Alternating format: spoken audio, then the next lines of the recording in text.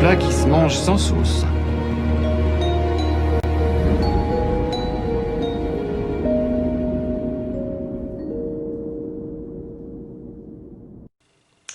Voici une traction avant de 1955. Alors c'est une 11B qui est arrivée ici entièrement en pièces détachées, puisqu'elle a été démontée par d'autres, et croyez-moi plusieurs autres, puisque c'est un projet qui a été commencé plusieurs fois et plusieurs fois abandonné.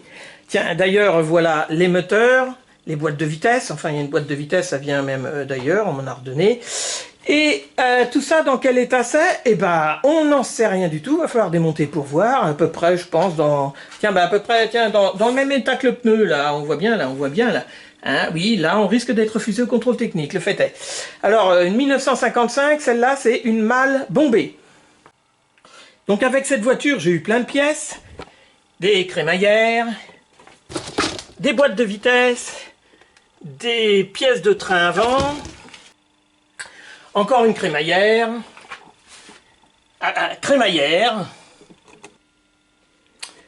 des pièces de carrosserie, des pièces de train avant, de train arrière, rien que des pièces de train... Ah non, c'est vrai, ça vient d'une autre. Et oui, parce qu'en voilà une de 1951, en effet, celle-là, bah, c'est un autre projet qui a été abandonné pour d'autres projets, d'autres priorités. Du coup, il y a plusieurs mecs qui l'avaient commencé.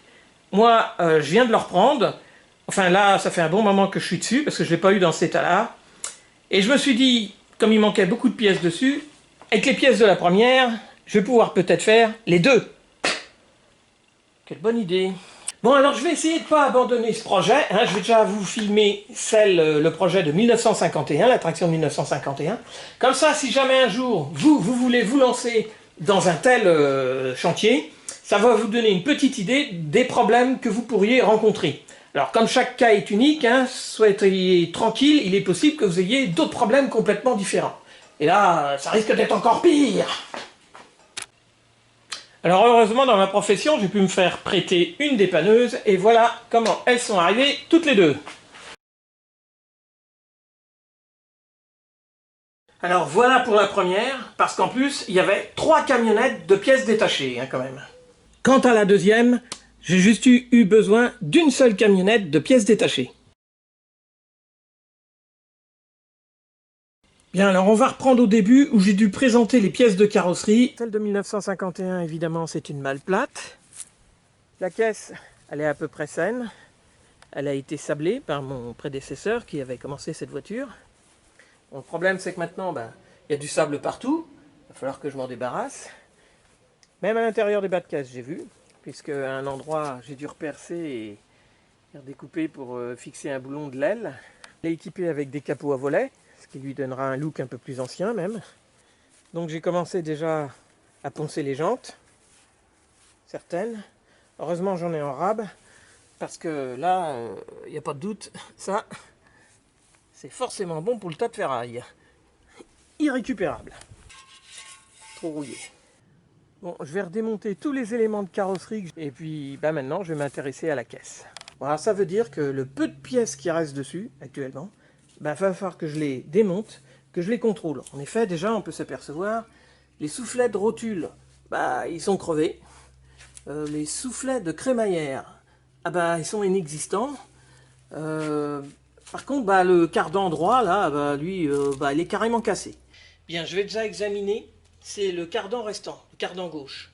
Donc pour ça, je vais mettre une pincetto de chaque côté. Bon, apparemment, au niveau du croisillon côté boîte de vitesse, ça n'a pas l'air trop mal. Par contre, du côté roue, alors là, bon, c'est une voiture qui a 70 ans, donc il est possible des fois que je rencontre des pièces usagées. La première chose à faire pour l'instant, je vais déposer les 2 tambours du train avant. Bon, comme on n'a pas tous la chance d'avoir une clé de 38 chez soi, non vraiment, c'est pas de chance, hein. Ça devrait pas être trop serré, je vais utiliser une pincetto.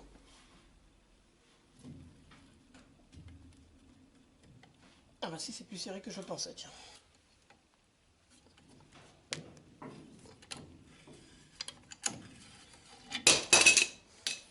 Bon, l'écrou étant retiré, là je vais pouvoir retirer le tambour. Alors on s'entend bien, là je démonte tout ça comme ça aussi facilement. C'est parce que ça a été mis provisoirement pour que je puisse transporter cette caisse de traction ici. Sinon, il faut un extracteur et c'est beaucoup plus serré que ça.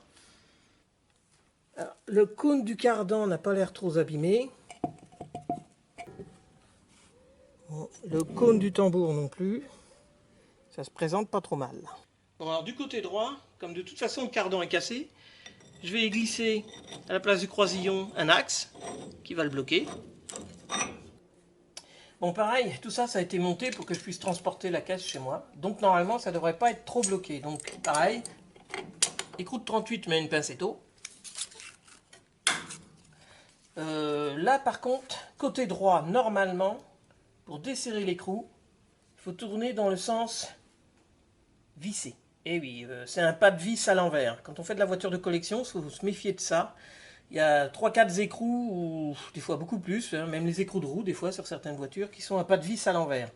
Donc, dans ce cas-là, il faut bien faire attention à tourner dans le bon sens. Maintenant, le morceau de cardan qui a été mis, à mon avis, il a été mis pour que je puisse ramener la voiture. Donc, je ne sais pas de quel côté il faut que je tourne. On va voir ça.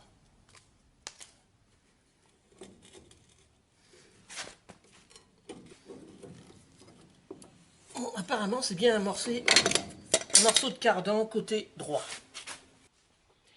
Bon, normalement, un tambour de traction, il faut l'extracter. Mais là, à mon avis, il est juste mis comme ça.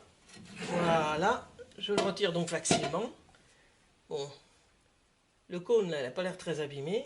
Du tout, même, il est bien. Dans le tambour aussi. Bon, il n'y a pas que des mauvaises nouvelles. De ce côté-là, les freins sont encore dessus. De l'autre côté, je dois les avoir quelque part. Je ne sais plus où d'ailleurs. Il manque le gros écrou qui est là. Mais de toute façon, heureusement pour moi, des morceaux de traction, j'en ai plusieurs que j'ai récupérés. Bon, ils sont peut-être tous aussi usés les uns que les autres, c'est sûr.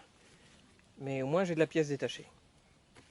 Ah bah oui, au fait, je viens de me rappeler, c'est vrai que pour les cardans avant droit des tractions, je vous ai dit que les pas de vis étaient à l'envers. Et c'est vrai que si on regarde sur l'écrou, il y a de toutes petites écoches à chaque coin. Quand il y a des encoches au coin comme ça, souvent, pas toujours, mais souvent ça veut dire que le pas de vis est à l'envers. On peut remarquer que sur le cardan à gauche, ça c'est un autre cardan de traction, côté gauche, côté chauffeur, il n'y a pas ces petites encoches.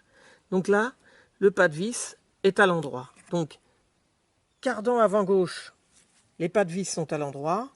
Cardan avant droit, les pas de vis sont à l'envers. Bon, du coup que les tambours sont retirés, du côté gauche, je remarque que le roulement est un peu sorti. Et comme ça, je peux m'apercevoir par moi-même qu'il est complètement naze. Je vais essayer de l'extracter. Bon, là, ça devrait pas être trop compliqué. Là, je vais faire levier avec 2 tournevis. Voilà. Donc, un roulement qui est bon à être remplacé, il n'y a pas de doute. Bon sang, c'est dans le même état à l'intérieur qu'à l'extérieur.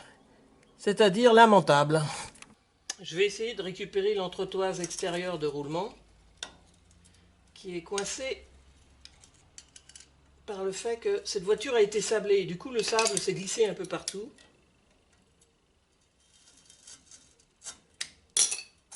De toute façon, ça doit... je me demande si ça fait vraiment partie de cette voiture-là. Mon prédécesseur avait installé un support pour que le cardan ne cogne pas dans le châssis. Ça remplaçait la boîte de vitesse en quelque sorte. Alors je vais le retirer, puisque de toute façon je compte retirer le cardan. Bon, alors le dernier écrou.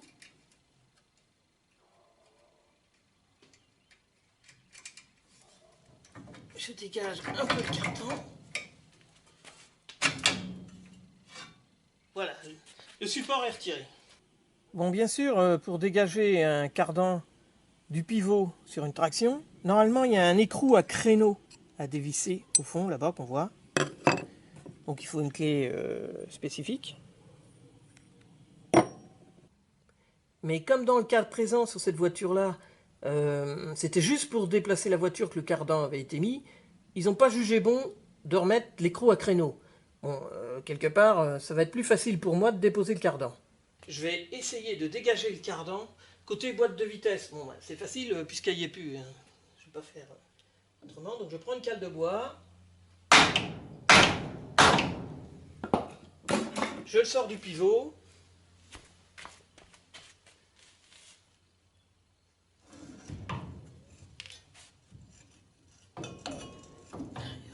Il faut retirer l'écrou.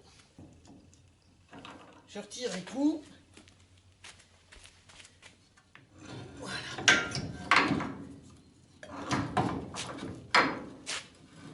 Et ben non, ça sera pas facile quand même. Donc il faut que je déboîte le cardan d'ici. Voilà. Maintenant, je vais passer le cardan de ce côté-là. Bien, maintenant qu'il est déposé, ça va me faire un cardan usagé en plus à la maison. Hop, on range. Bon, maintenant du côté droit, je vais commencer par retirer les freins. J'ai une vieille pince à frein.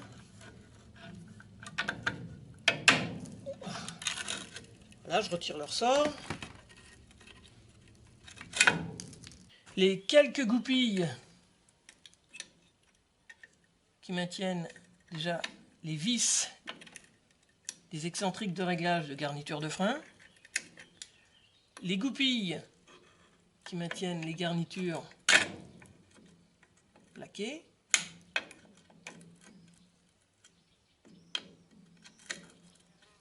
Un peu partout.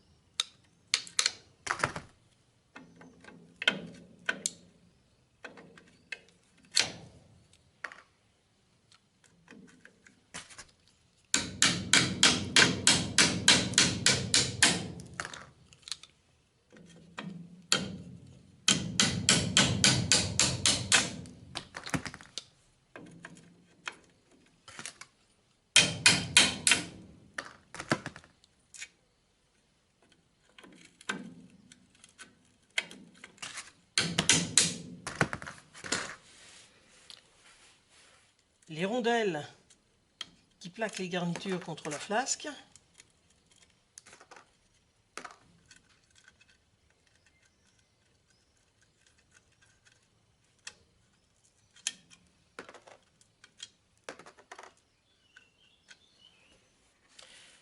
Les deux écrous de 21 qui maintiennent le réglage des excentriques des garnitures.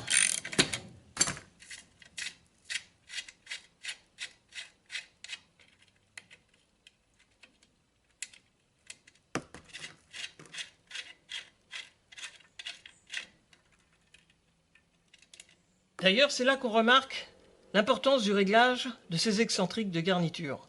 En effet, celui-là, il était bien réglé. On peut voir que la garniture est usée régulièrement, en haut comme en bas. Par contre, l'autre garniture, ici, l'usure, elle serait bien, c'est-à-dire que c'est pas usé. Et par contre, de ce côté-là, alors là, c'est complètement bouffé, la garniture est morte. C'est parce que, en fin de compte, grâce à ces excentriques là, on peut régler, comme on veut, le frottement de la garniture.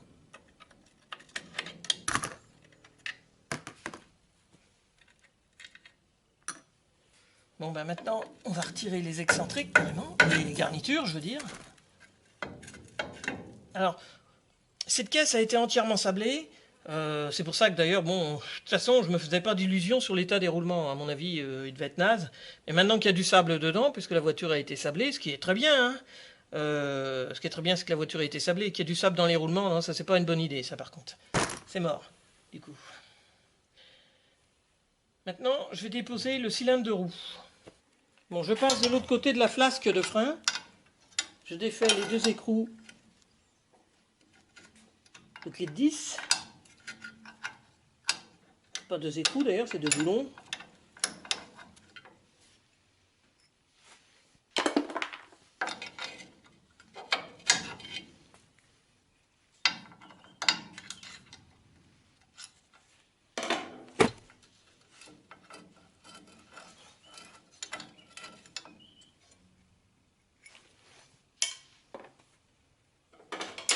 Maintenant, je dégage mon cylindre de roue. Le voilà. Il y a même du sable à l'intérieur. Bon, du côté gauche, chauffeur, pour sortir le premier roulement, ça a été simple, il n'était pas emmanché dans le pivot. Là, c'est pas le cas. Du côté droit, le roulement est emmanché dans le pivot. Il faut donc se servir de la gorge, là, sur le roulement, pour pouvoir extracter le roulement. Donc, j'ai emprunté une guillotine, que je coince comme ça dans la gorge. Je vais la serrer.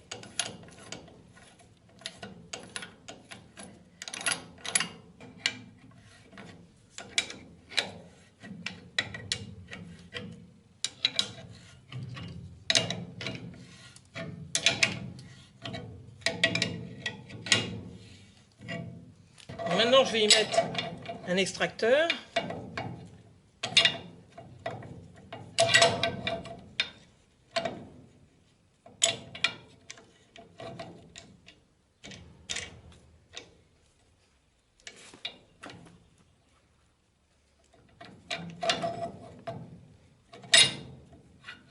Surtout, je vais essayer.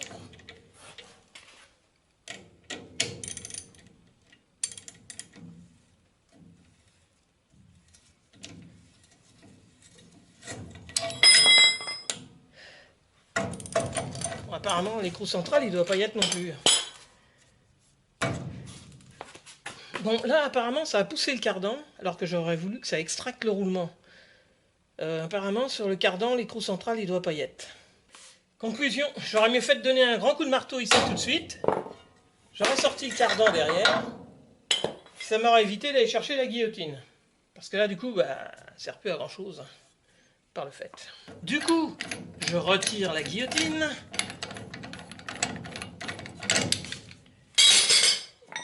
Et vu que le bout de cardan est sorti, je vais aller de l'autre côté avec ça et un gros marteau pour pousser le roulement.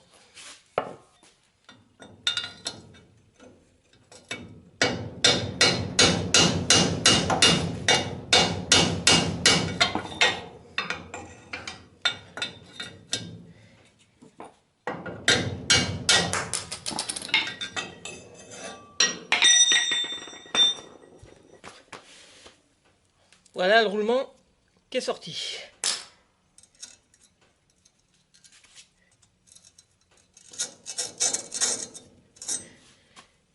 Entretoise.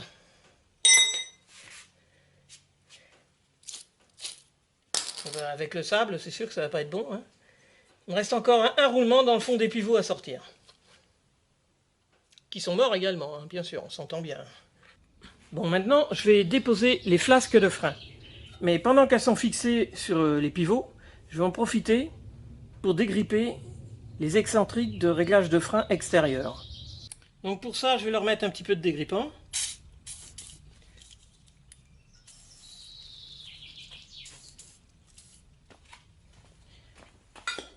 Et avec une clé de 17, voilà, je vais les faire tourner. Parce qu'une fois la flasque déposée, ce sera moins pratique de le faire.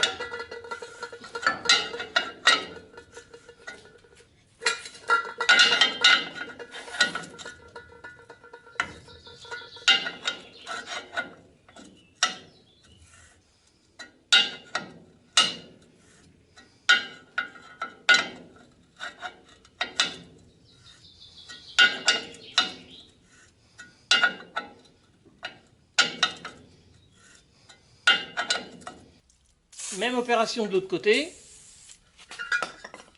Une clé de 17.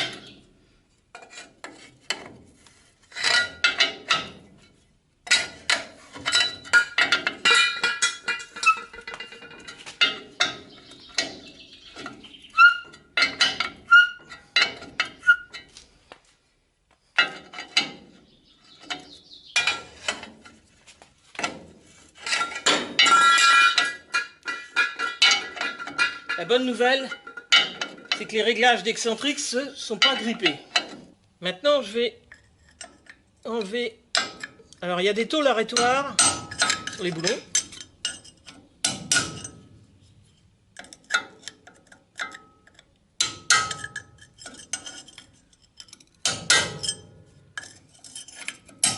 faut les dégager.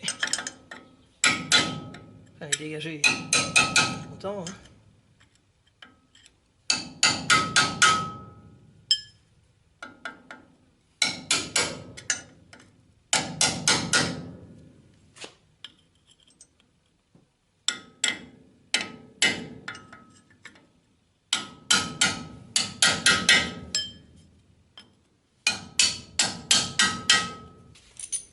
J'enlève les 6 boulons.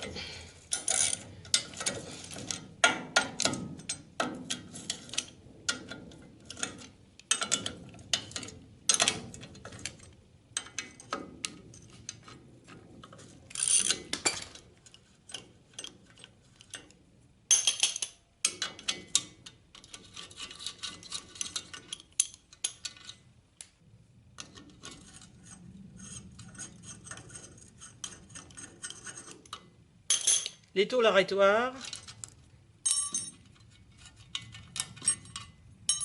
la flasque.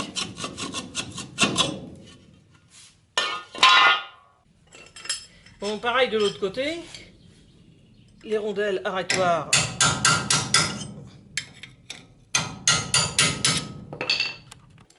Les 6 boulons.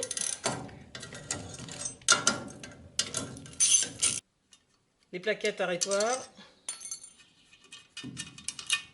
Et enfin la flasque.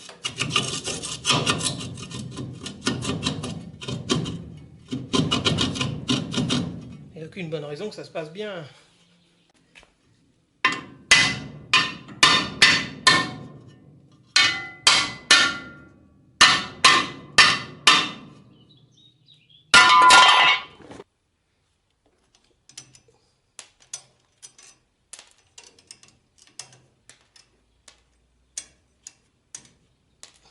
Bien, maintenant, il va falloir que je dérotule. C'est la crémaillère de direction.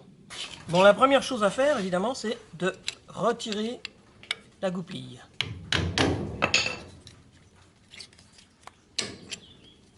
Toujours une goupille arrêtoire, c'est normal.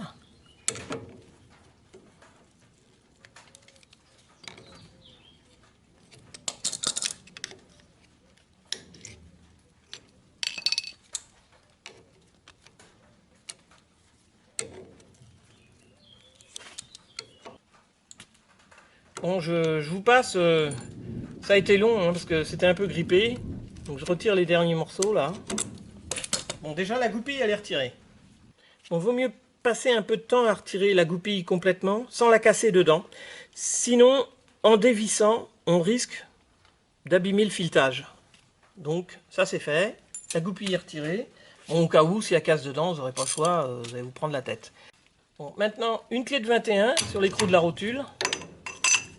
Voilà. Hop. Bon, c'est pas un truc vraiment serré fort, hein, puisque de toute façon, il y a une goupille d'arrêt qui empêche l'écrou de se desserrer.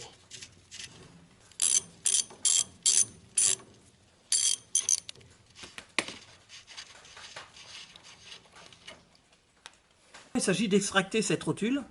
Alors, dans certains cas, on pourrait donner un grand coup de marteau ici, mais à mon avis, sur les tractions, c'est quand même des gros cônes bien costauds. Et si on donne des coups de marteau comme ça, je suis sûr qu'on va écraser le filetage, même en mettant l'écrou dessus. Donc le mieux, c'est quand même d'utiliser un extracteur spécial pour les rotules.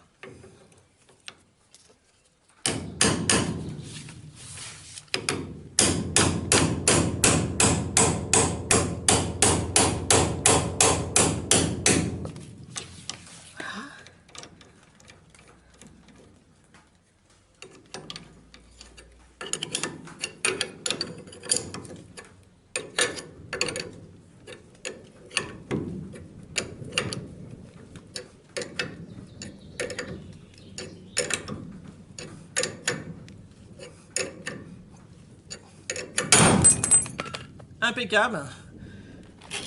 Au moins c'est venu, c'est dérotulé. Bon, apparemment cette rotule n'a pas l'air en trop mauvais état. Je remets tout de suite les morceaux d'étanchéité, l'écrou pour ne pas le perdre, et je vais faire pareil de l'autre côté. Donc de ce côté-là c'est mieux venu. Par contre la rotule a un peu plus de jeu. Bon, bah, comme tout, j'en ai d'autres d'avance heureusement. Je vais quand même y mettre de l'huile. Reste propre. Je remets les pièces d'étanchéité, l'écrou. Bon, mes rotules de direction sont débranchées. Bon, maintenant que les rotules de direction des pivots sont défaites, il va falloir que je retire, c'est la rotule supérieure et la rotule inférieure du pivot. Donc, alors pour commencer, la première chose, j'ai bien repéré où c'était vissé, où c'était acéré et tout. Parce que ça, c'est du réglage, hein, pour régler les rotules. Donc de l'autre côté, pareil, j'ai fait des repères. Au remontage, ça peut me servir. Il est possible que j'ai du réglage à faire, mais la plupart du temps, si c'est pas usé, bon, si c'est pas usé, on s'entend bien, ça devrait retomber pareil. Alors pour commencer, je vais défreiner l'écrou là qui est tenu par la plaquette des deux côtés. Dans les côtés gauche, le côté droit.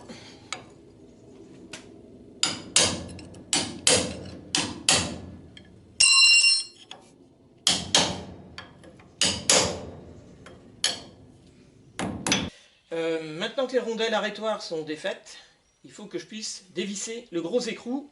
Je crois que c'est un gros écrou de 64. Bon, on n'a pas tous la chance d'avoir une clé de 64 chez soi. Je me suis fait prêter un outil qui devrait aller pas trop mal, j'espère. Il faut savoir que j'espère que c'est pas trop serré non plus. Sinon, je vais avoir des petits soucis.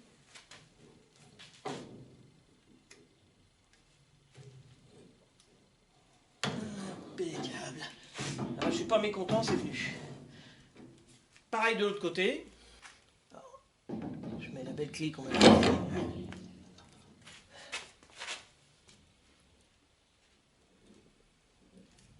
Ah merde.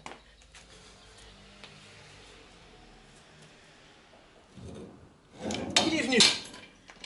Bon bah, comme du côté droit, le contre-écrou se dévisse avec la vis de réglage, je vais commencer par ce côté-là. Voilà. Bon, ah super, quand c'est graissé comme ça, c'est que c'est quand même pas en trop mauvais état, ça c'est une bonne nouvelle. Bien, côté gauche, la partie du réglage de la rotule ne se dévisse pas avec l'écrou, donc j'ai trouvé un bout de ferraille, une vieille lime cassée, qui va bien s'engager dedans. Voilà. Je vais rajouter une presse, voilà, pour que ça ne puisse pas s'échapper. Alors je vais rajouter une pincetto ici que je puisse maintenir. Je vais mettre un tube.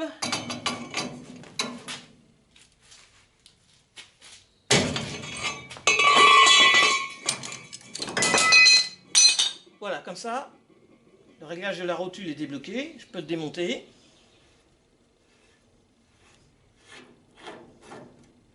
Je récupère la rondelle. Et bah c'est bien aussi, hein. On sent, il n'y aurait presque pas à le nettoyer tellement même la graisse est propre. Bon, maintenant je retire tout de suite, c'est la cage supérieure de la rotule supérieure.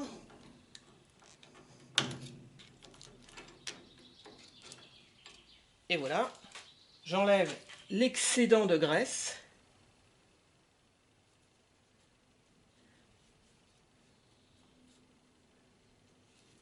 Parce que là, il y a un écrou qu'il va falloir que je dévisse, qui tient la rotule. Bon, même opération de l'autre côté.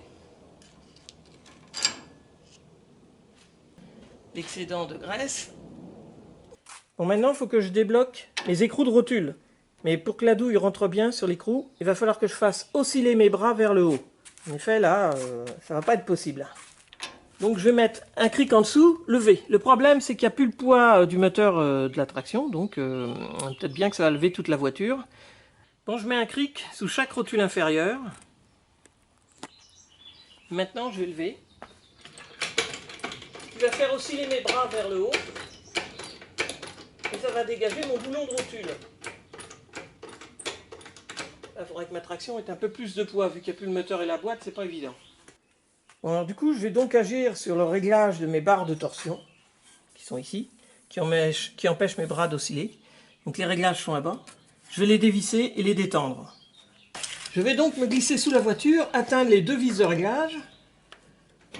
Voilà. Ben, j'ai de la chance, celle-là tourne déjà. Pas négatif. Ça y est, c'est détendu.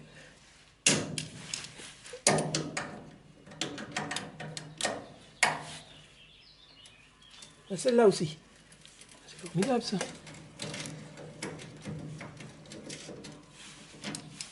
Maintenant, je vais relever sous la rotule supérieure avec le clic.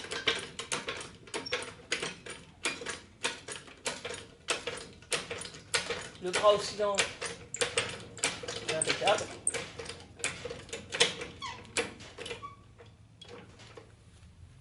Si les écrous des rotules supérieures sont arrêtés d'un coup de pointeau, on voit bien là et là. Donc il faut que je défreine, c'est le cas de le dire. Donc j'ai des petits... Alors, pareil de l'autre côté. Bien maintenant, ma clé de 26, voilà. Je vais pouvoir débloquer l'écrou.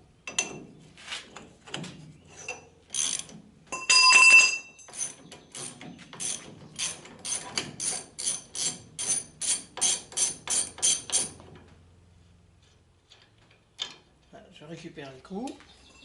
Bon, normalement, il existe un extracteur spécifique à mettre ici, pour extracter la rotule, que je n'ai pas évidemment. Donc je vais essayer qu'un extracteur universel. Donc pour ça, pour commencer, je vais déjà virer le graisseur, hein, ça m'évitera de le casser.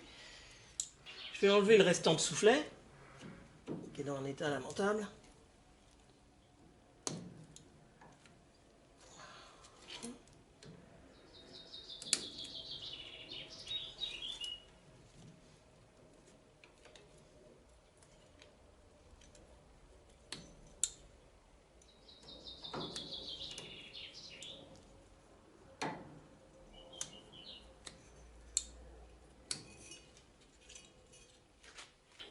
Donc je vais présenter mon extracteur universel au-dessus de ma rotule.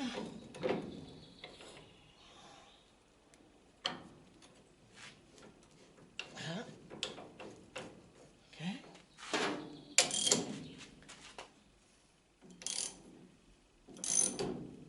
Oh oui, et ben impeccable, tout se passe très bien.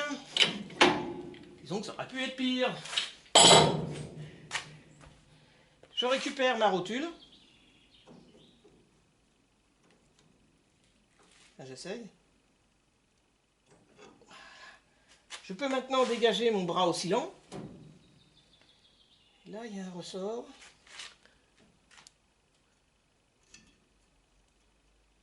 Voilà, que je vais prendre. À l'intérieur de mon bras oscillant, il doit y avoir donc des petites cales de réglage. Une entretoise de réglage. Si j'arrive à l'attraper. Pas de simple.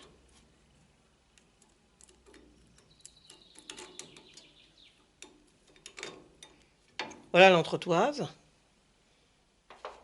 Et maintenant, il doit rester encore la base de la rotule. Bon, donc ma dernière cage de rotule étant prisonnière dans le bras, pour l'instant je la laisse. Je sais que je risque pas de la perdre, elle ne va pas se sauver. Je libère mon bras et surtout je récupère ici, on voit il y a une petite clavette, il ne faut pas que je perde, qui empêche la rotule de tourner sur le pivot. Puisque la rotule, il faut qu'elle tourne sur le bras.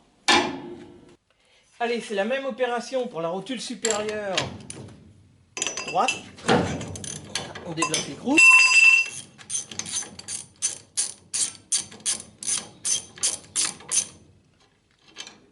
On retire. On met ça droit. On enlève le graisseur.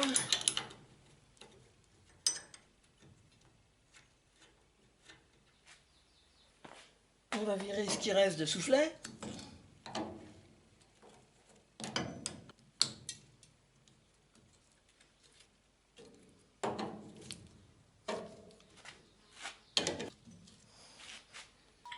Je vais mettre mon extracteur universel.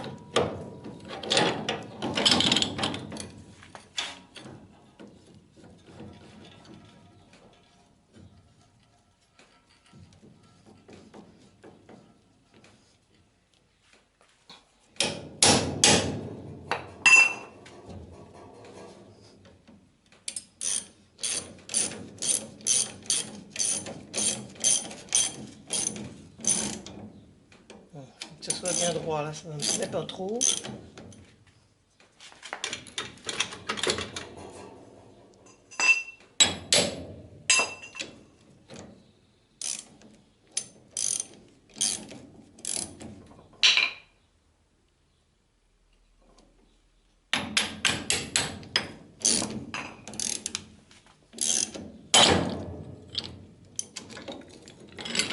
Et voilà, la rotule supérieure, elle est extractée. Pareil, je la dégage. Voilà, je récupère le ressort. Bon, je ne sais pas si vous avez remarqué, mais en retirant le ressort qui pousse le soufflet de la rotule supérieure droite, eh bien, la clavette s'est éjectée et elle est tombée par terre. Son entretoise, avec normalement ses cales de réglage. Bon, là, il n'y en a pas, c'est que ça devait être juste.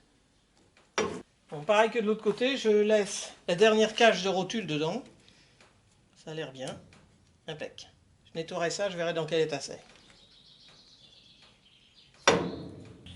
Alors pour l'extraction des rotules supérieures, ça s'est pas trop mal passé.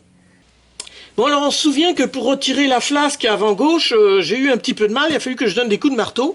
Et ça, c'est parce que ici, là, mon pivot, il a pris des mauvais coups de marteau ou des mauvais coups de je ne sais quoi. Ce qui fait que bah ça, c'est grave, hein, parce que quand je vais vouloir revisser l'écrou spécial qui maintient le roulement, ça se trouve, eh ben, ça va pas se visser ou se visser de travers. Enfin quoi, ça va être un pivot qu'il va falloir que je travaille un peu. Si je peux le sauver, je ne sais pas. Et ben, c'est sur cette belle remarque que se termine cet épisode numéro 1. Allez, musique de fin!